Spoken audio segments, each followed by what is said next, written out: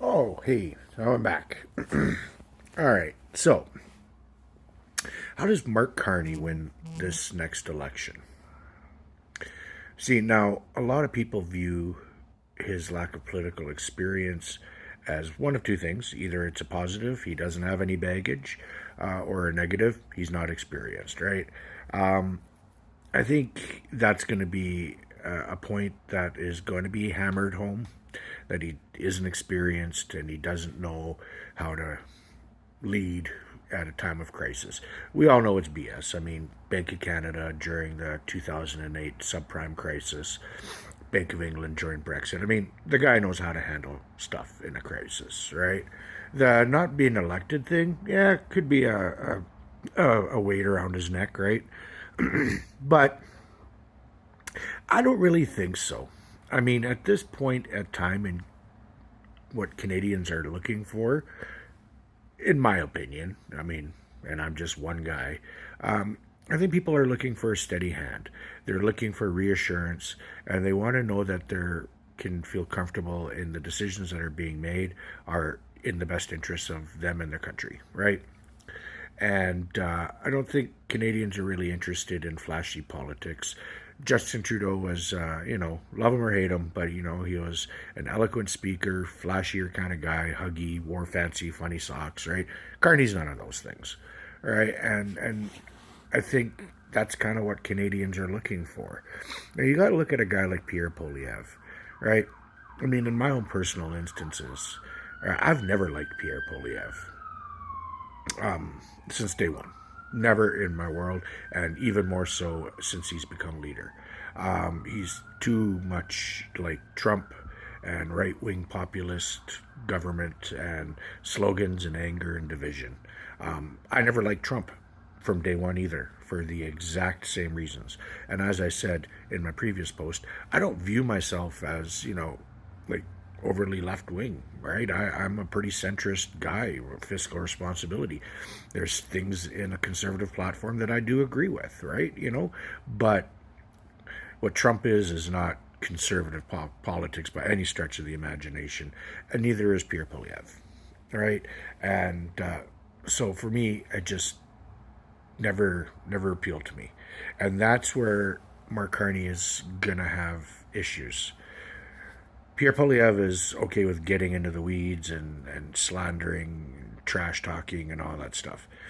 I think what Mark Carney needs to do to win this election is he needs to keep it simple, right?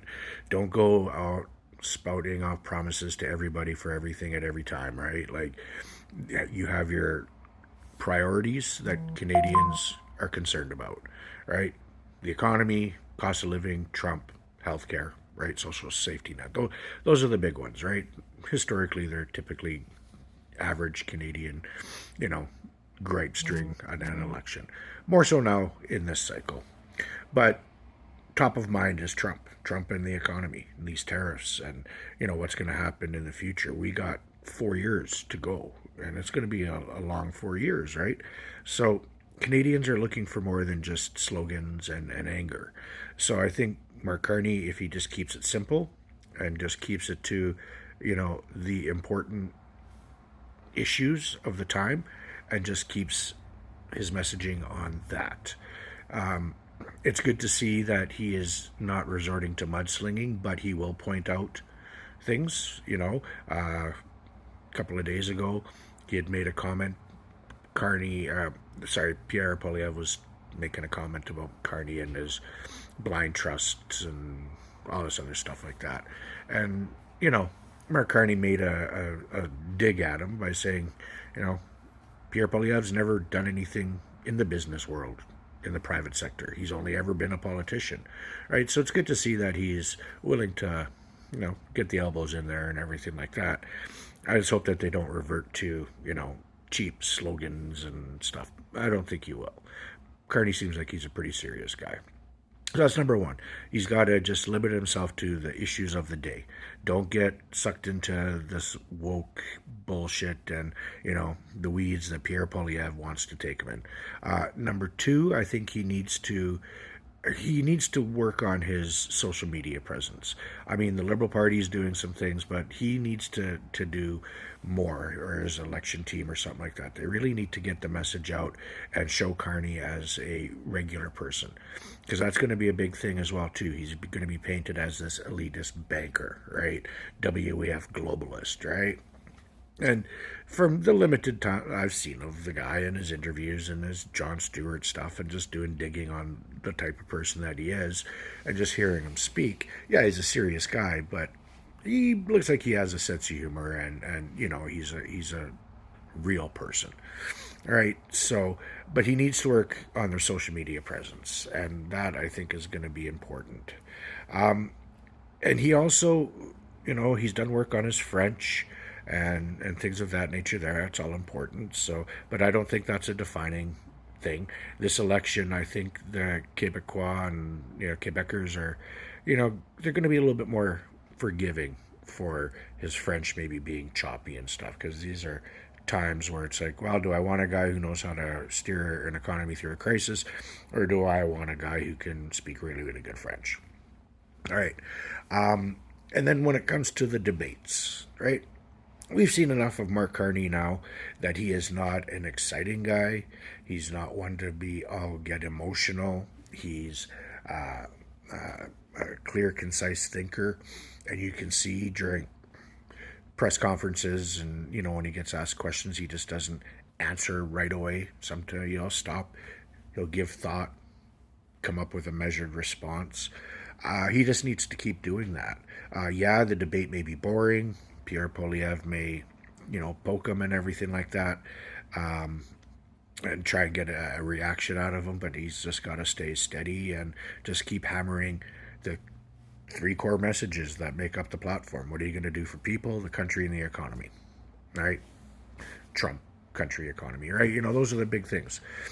And then another thing I think that they really need to work on is there was a lot of interest and excitement generated with the leadership race, and with the galvanization of Canadians to this united Canada strong front. There is a lot of people who want to feel like they want to do something, that they want to be an active participant in defending the country and helping out in whatever they can. So what the Liberal Party needs to do is they really need to tap into the volunteer base, right? Get the local people excited. I'm in Lethbridge, Alberta, right? I mean, the Conservative Party of Canada could run a potted plant in my riding and it would freaking win, right? Our member of parliament is Rachel Thomas. I can't name one outstanding thing that she's ever done for my riding, right? And you look, and that Ecos poll I was talking about shows Liberal support in Alberta way up, but even other polls are showing Liberal support in Alberta at like 27%. But that Ecos poll has the Liberals higher than that. So I'm wishful thinking, but I don't think it's that high. But that being said, Alberta is not the Liberal wasteland that people think. Edmonton, Calgary, even Lethbridge. We got two MLAs. Lethbridge East is a Conservative.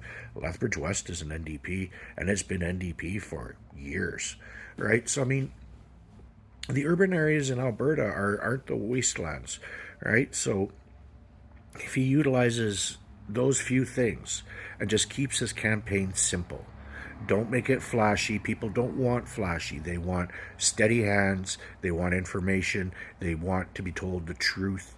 And, don't sugarcoat things. We know it's going to suck, right? So just be honest with Canadians. And if Mark Carney does those simple things, I think he can easily win this election. Minority parliament for sure. Majority, we could be heading there. Who knows? It's really interesting times to be a political, Canadian political junkie. So never in my lifetime has an election in Canada been this exciting. So I'm, for all the bad things that's happening, part of me is like, wow, it's kind of neat. So thoughts of the day.